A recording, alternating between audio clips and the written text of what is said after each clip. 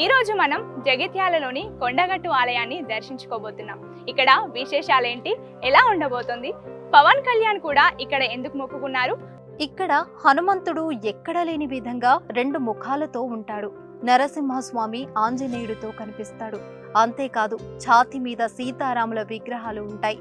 దగ్గరలోని సీతమ్మ బావిలోని నీళ్లతో రోజు స్వామివారికి అభిషేకం చేయడం ఇక్కడ ఆనవాయితీ. గర్భాలయానికి కుడివైపు వెంకటేశ్వర స్వామి, అండాల్, ఎడమవైపు శివ పంచాయతన ఆలయం ఉంటాయి. ఈ ఆలయంలో హనుమాన్ జయంతి ఏడాదిలో 2 సార్లు జరగడం విశేషం. ఈ గుడి ప్రధాన గోపురానికి 2 వైపులా ఏనుగు బొమ్మలు, గోపురం మీద ఆంజనేయుడు విగ్రహాలు చెక్కి ఉంటాయి.